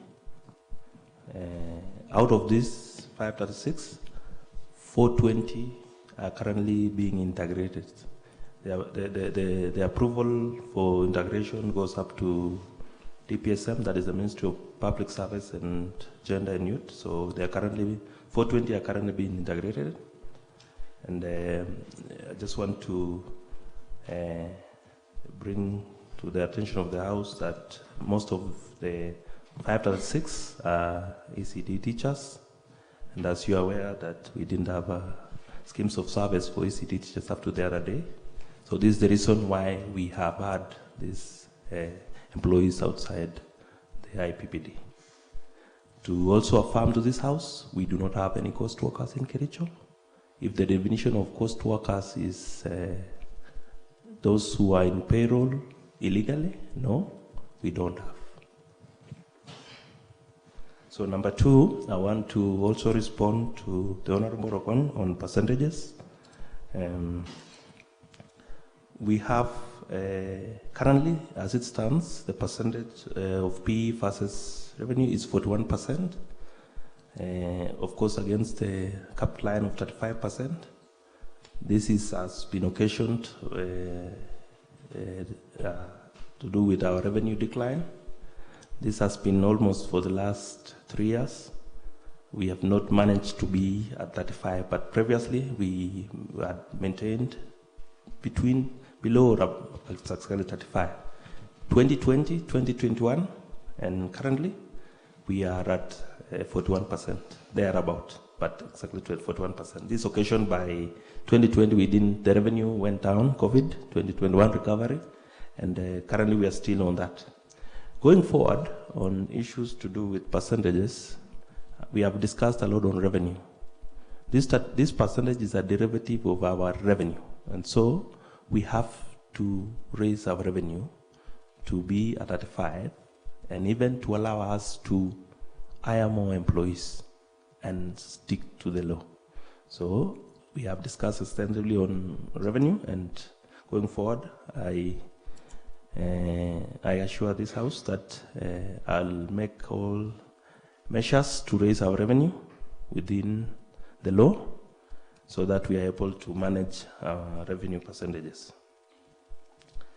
Number two, that has summed up the question on employees. We currently have 3,936 employees in the county government, and out of that I've said 5.6 are manual. Their monthly wage bill for the 5.6 is 11 million. So much of it is processed through IPPD. I want to also answer on the question of Sondu. I know we have issues in Sondu, and these are largely issues to do with the boundaries. And going forward, I think together with the House and the leadership, the executive, we make a resolution to the effect that we have to look at our boundaries in Sondu and make it affirm to both county governments that these are the boundaries, so that no one crosses over to anyone's boundary. So we will be coming back for engagements with the House, together with the Governor and the Executive, to look at how we solve the boundary issue. Thank you, Chairman. Chairman. Yes. Let me inform the nominee. We have boundaries in place. Yes. Let me give you a shocking revelation. Kisumu County gives the permits to the shop right inside Kericho County. Sure. We have a revenue officer stationed in Sondu who has continually ignored, the encroachment by Kisumu County into Kericho. Just like my colleague Cheriot Beta said, the market is built by Kericho, but the permits given to those stalls, some of them are, to Kisumu County. I want you to tell us, because we have a boundary, but then the other county continues to come right into our county to collect revenues. Yeah.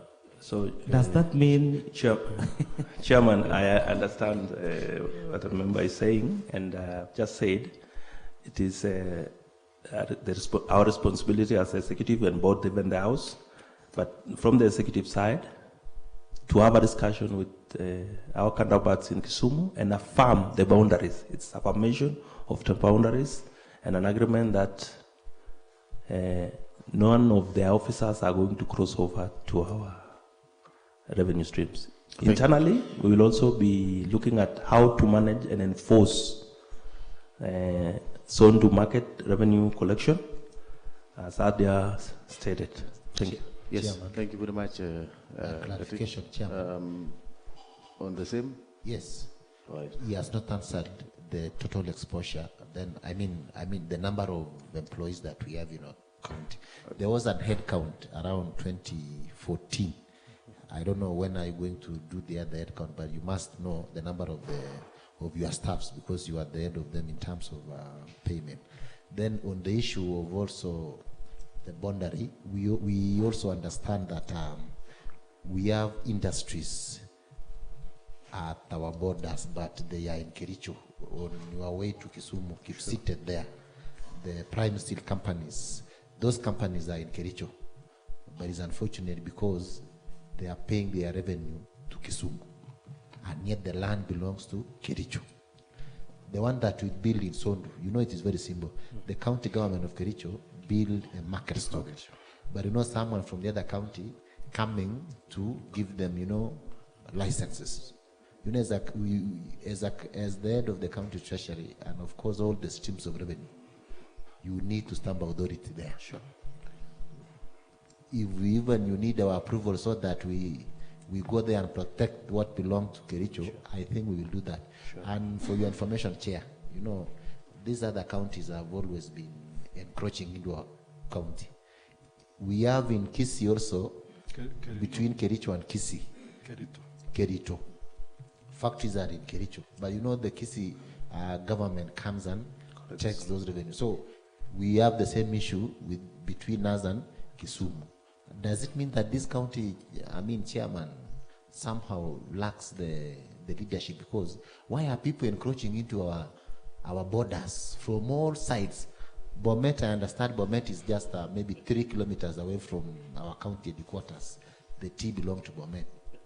So what are you going to do, especially in terms of revenue and, of course, advice to the governor, because you will be now the person advising the governor? Chairman, yes. An additional question. Since we are actually trying to look at areas that have been making us not to meet our revenue targets, Bogwa, we all know the administrative boundaries for our county. Bogwa area is in Kericho County, but the business permits, the revenue goes to Kisumu. Moroboi water project in Sondu is in Kericho, but the water and revenues all go to Kisumu. The boundary between Kericho and Kisumu near Awasi, there are business premises there. That the business entity is in Kericho, but the revenue of business permits goes to Kisumu. Kericho does not encroach. We do not collect any revenue from outside our administrative boundaries. Tesalia is in Kericho, but there are business premises there that all the revenue goes to Kisumu. What are you going to tell this committee that if you get an approval, what will you do to address all those challenges? Because those are areas that the revenue leakages has been happening, and the county has not done anything much to make sure that what belongs to Kericho is collected by Kericho. So, Chairman. Yes, you can take it also. Just a rejoinder to the question by Cheriot Bet, Honorable Cheriot Bet. They stated the number of employees that we have in the county government of Kericho as 3,906, with an exposure of 2.6 billion thereabout, depending on retirements and exits.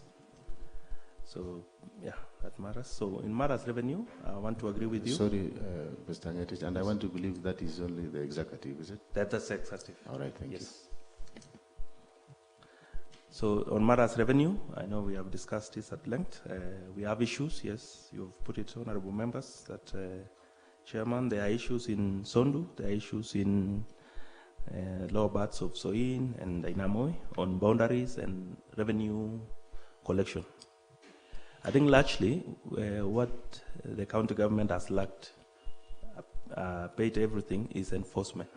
We'll be coming to the House for approvals to enhance capacity on enforcement, so that we have our enforcement employees or officers enforcing all these revenues, so that we protect our revenues from any other parties. Thank you, Chairman. Yeah, thank you so much. And I think the Honorable Cheriot Bet and Honorable Paul Chirchir, you realize that the issues that you have just mentioned really does not touch only on finance and economic planning. Perhaps we will get an opportunity to interrogate the CEC for lands, the nominee, on those weighty issues that you have raised. And even other, also the aspect of mechanization. the Honorable Dominic. I think also those are the aspects we'll be also asking the CC for, maybe perhaps trade and agriculture. At this point, because of our time, Chair. At this point, because of our time, I want us to agree that we shall, I will give to the friends of the committee a minute each. You wanted to ask on budget. I'm still making some comments. I'll give you the honorable. Thank you. Please be patient. And then we agree on the timelines, honorable members, because of we still have some 5 nominees before the end of the day. I know the one for finance has taken a lot of time because of the nature of the docket. So the Honorable Dominic, and then I will give former majority and Dr. Naman. Thank you, Chair. Mr. Ngetich, this Honorable House approve you as the head of finance. Want to, as the head of county treasury, what measures will you put in place to improve on absorption rate and utilization of funds, both for development and recurrent vote in the county department? And now will you monitor the same or no, the absorption rate? Yes, maybe you can respond to that directly. So, Chairman, just to put it, I had alluded earlier that for absorption of funds, we have to stick to our procurement plans.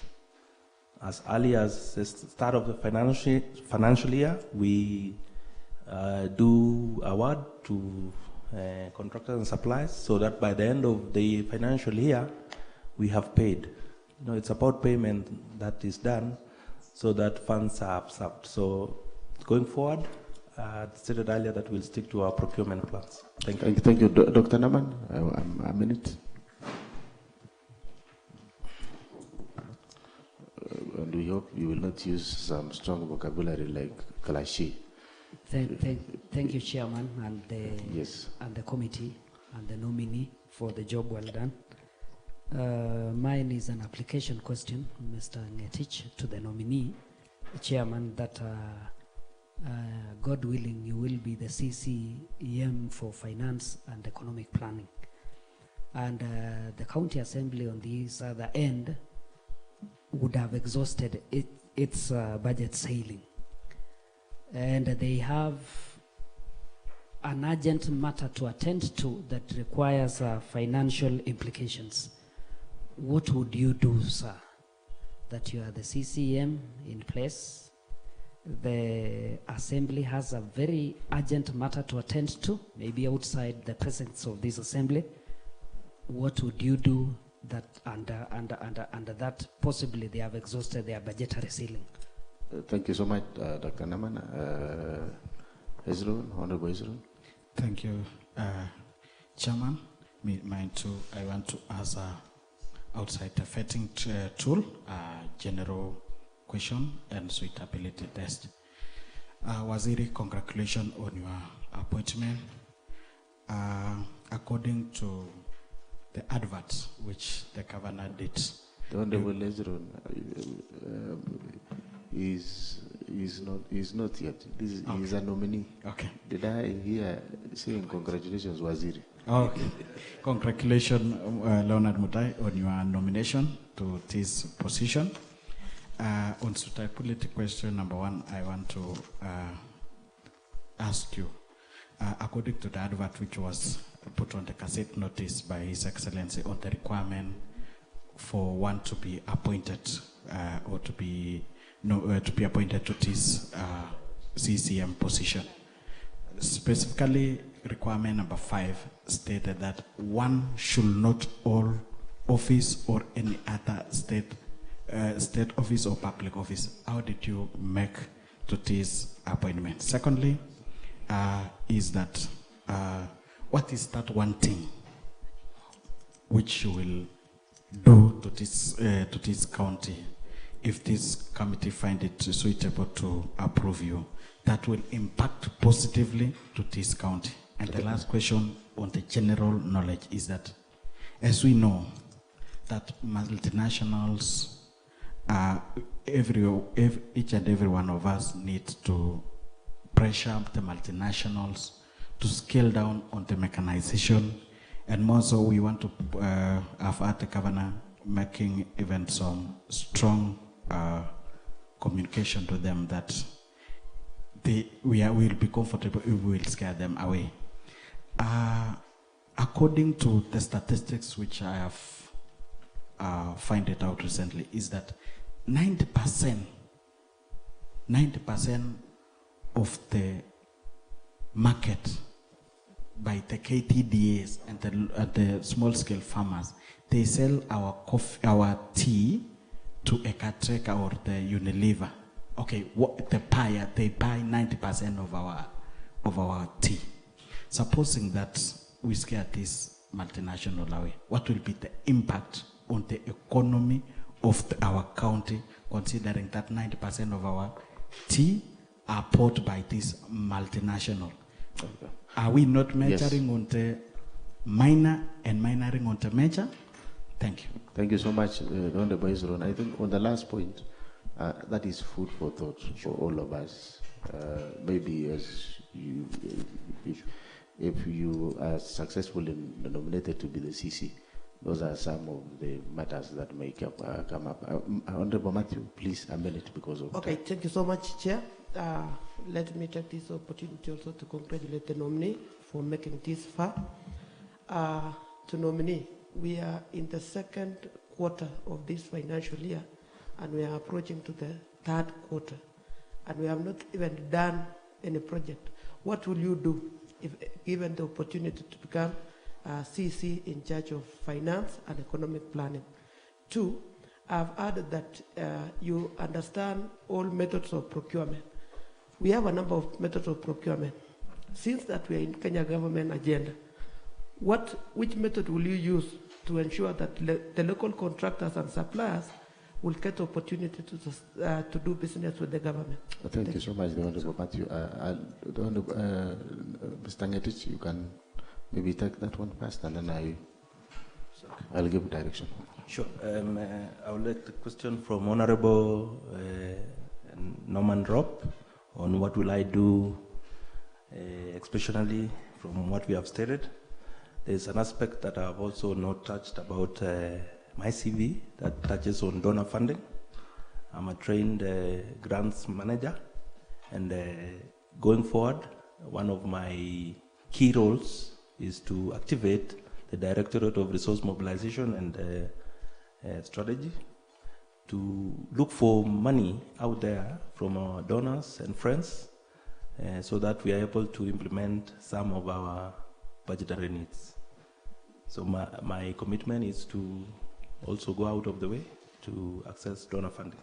Number 2, I want to take the question from Honorable Member Esron on my being a public officer currently and how I am here.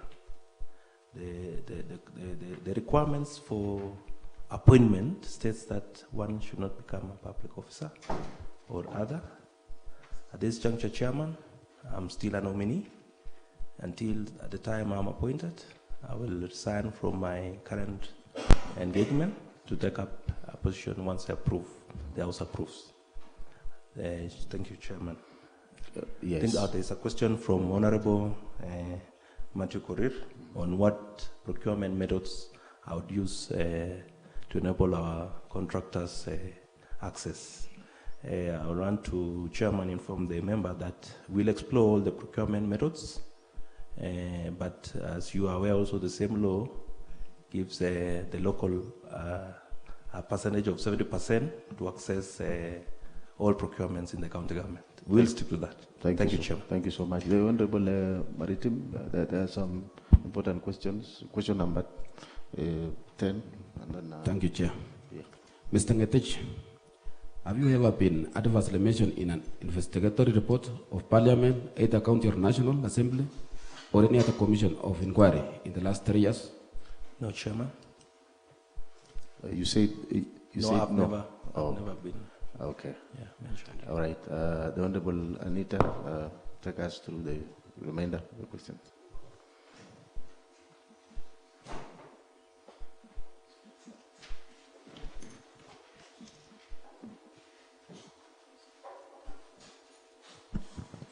Thank you, Chair. Mr. Ngetich, I'll ask you a question on potential conflict of interest.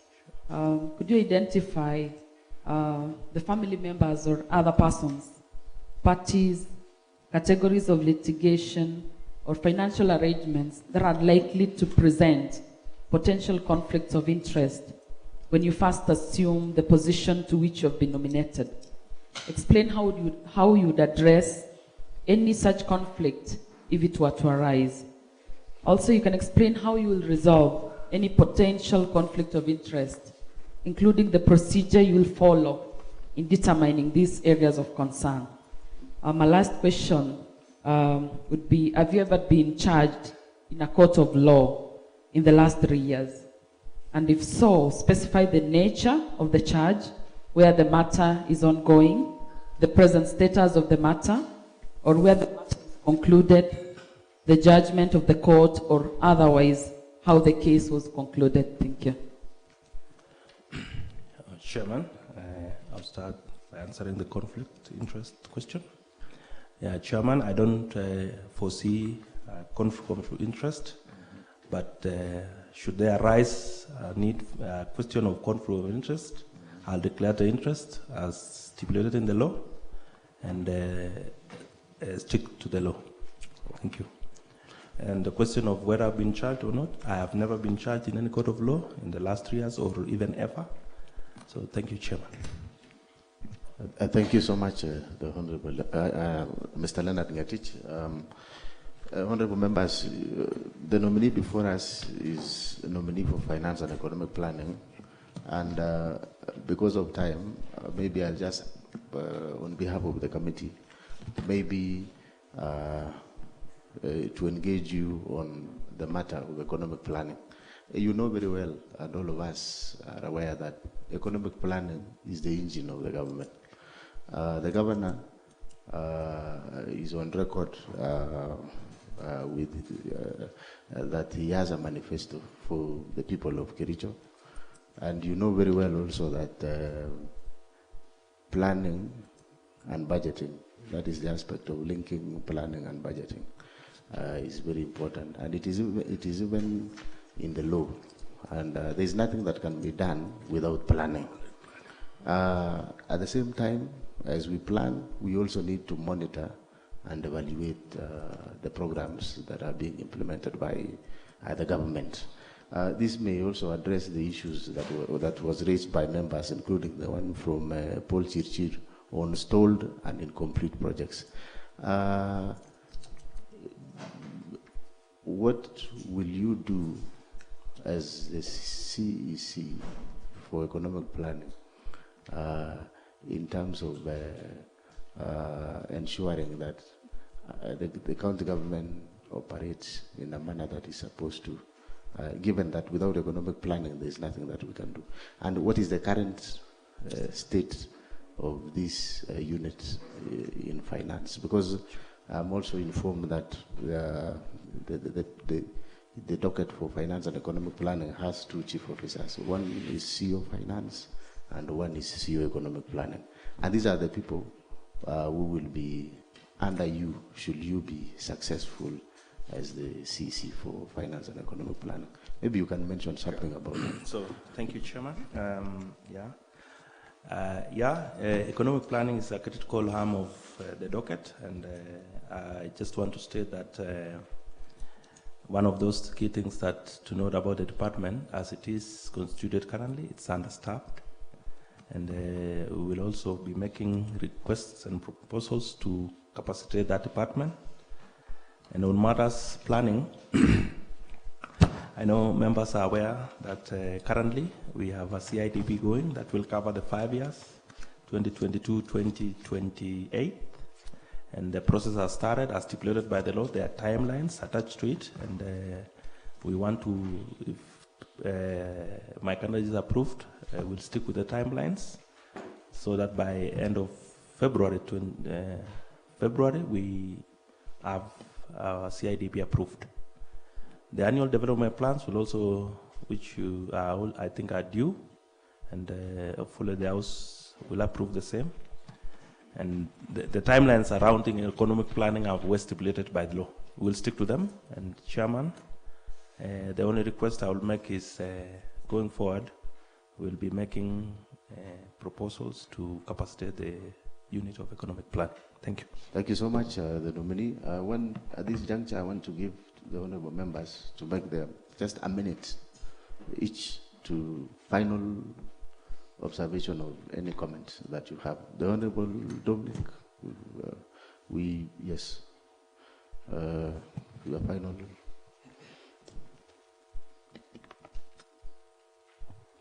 Thank you, Chair. One of the members of the public asked me to ask you, will you treat the all suppliers equally and avoid the conflict of interest? Thank you. As you make your final comments. Thank you, nominee, Mr. Ngetich. We wish you all the best.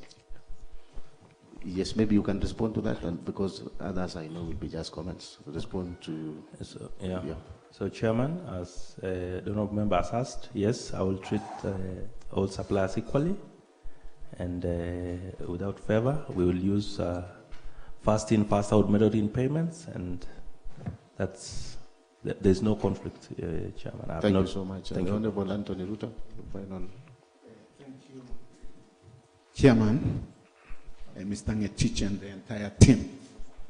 I want to say thank you for the engagement that we have just had. I want to wish you the best, Mr. Ngetich, in your future endeavor. Thank you. Thank you, Chair. To the nominee, Mr. Ngetich, it's been an engaging session, and I want to wish you well. Thank you. Yes, the Honorable Majority. Thank you very much, Chair. The nominee, Mr. Leonard Ngetich, I would like to wish you the best. And in my view, you are up to task. And I believe that if you are given a chance, you will be able to take... Order, the Honorable Thank you. Majority. Thank you. Your comments are out of order. Okay, thank you. Thank you. Sorry. I apologize for that. Now, yes. I believe that if you are given a chance, my request is the people of Kipkoech County have high expectations on you. Thank you very much. Thank you very much, the Honorable Majority. Thank you. Leonard Ngetich, thank you for trying to answer all the questions that we've posed to you. What I can only say is I wish you well as you await the next process. Thank you. Thank you very much, Chairman. Once again, Leonard, prudent use of public resources is the hallmark of public financial management.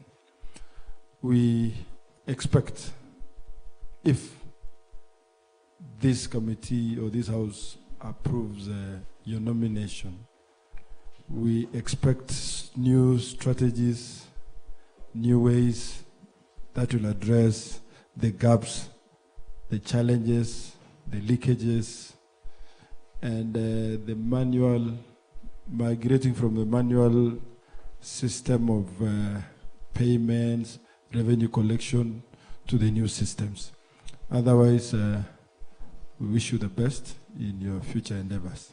Thank you, Chairman. The Honorable Martin. Thank you, Chair. Mr. Leonard, I wish you the best. I hope if you succeed being nominated to be CEC, you work hard, you respect your office, and relate well with other employees. Thank you. Thank you so much, the Honorable Chair. Thank you very much, Chair. Mr. Ngetich, I wish you well. And if you get this position, be a friend, a very close friend to the Department of Education that suffered a lot of injustices for the last 5 years, especially the bursary, where the department always informs the committee that the Department of Finance somehow has laxity in requisitioning the bursary. They are giving priorities to other areas of interest because maybe bursary is not their interest. But some of us from where we come from, we know the importance of those bursaries. So if you are approved by this committee, then be a very close friend to the Department on Education, especially timely release of bursaries to the needy children of this county. Thank you very much, and I wish you all the best on behalf of the people of Ainamoi that I represent.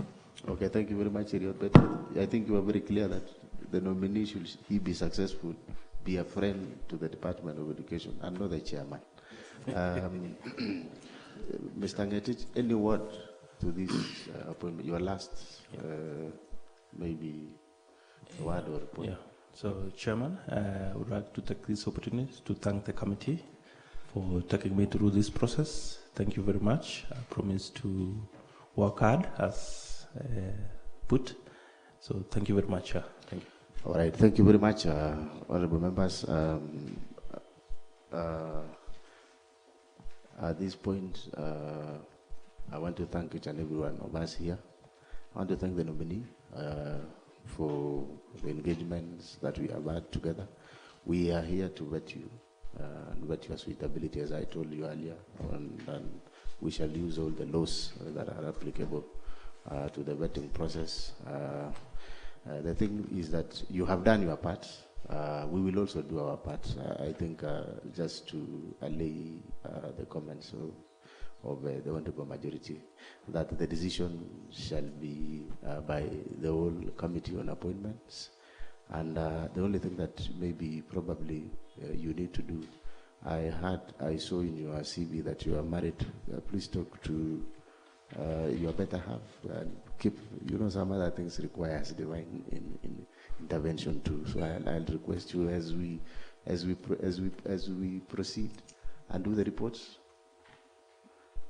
and pray for the committee. So, honorable members, because our second nominee, we are late by an hour and a half. I'm requesting that we just take a break of 15 minutes. 11:45, we shall be here. I don't know, is that okay? Is that okay, honorable members? Yes, and Sergeant at Arms. So we keep time 11:45. And now the Sergeant at Arms, please escort the nominee and I adjourn until 11:45. Thank you.